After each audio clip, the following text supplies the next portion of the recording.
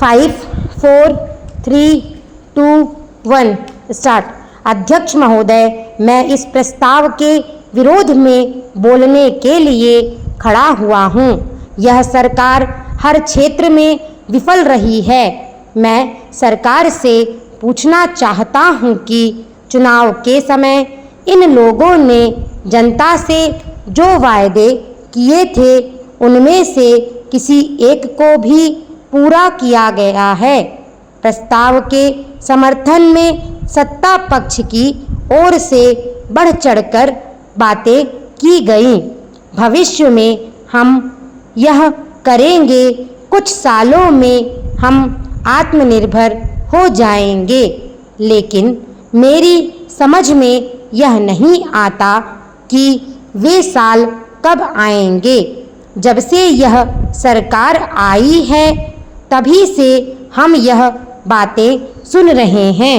प्रस्ताव के समर्थन में कहा गया कि हमने सारे विश्व को दिखा दिया कि हम भी अणुशक्ति वाले हैं। मैं जानना चाहता हूँ कि क्या सारे विश्व ने आपको अणुशक्ति संपन्न देश मान लिया है? क्या इसके बुरे परिणाम नहीं हुए? अमेरिका ने भारत पर कई तरह के प्रतिबंध लगाए। यदि आप वास्तव में अणुशक्ति संपन्न हैं तो यह दबाव आप क्यों सह रहे हैं? एक बात मैं और कहना चाहता हूँ कि हमारे प्रधानमंत्री शांति की बात करते हैं और शांति बनाए रखने के लिए ही लाहौर की बस यात्रा की। लेकिन मैं जानना चाहता हूँ कि उसका परिणाम क्या निकला।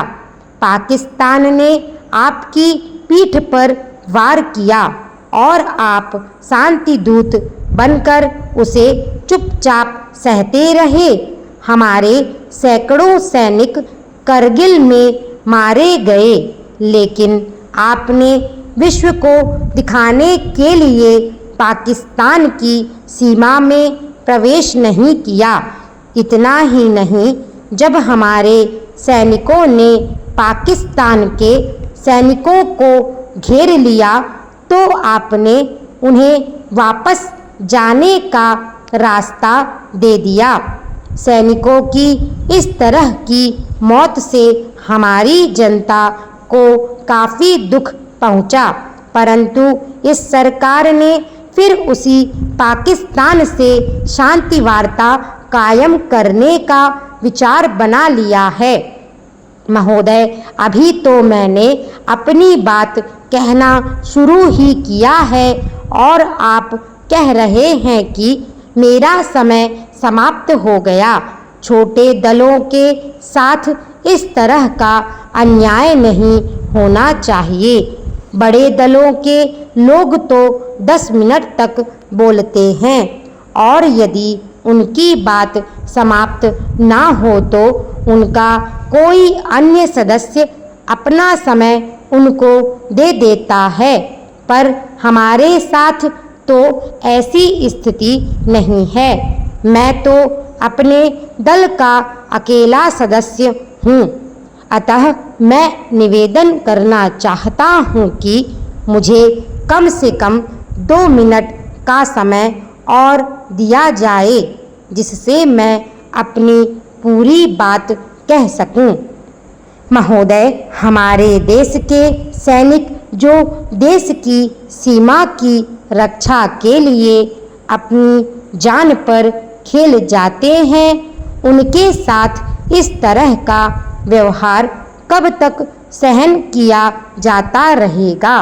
सारे देश के लोगों ने यह समाचार सुना कि एक छोटे से देश ने हमारे सैनिकों को पकड़कर उनके अंग भंग कर दिए।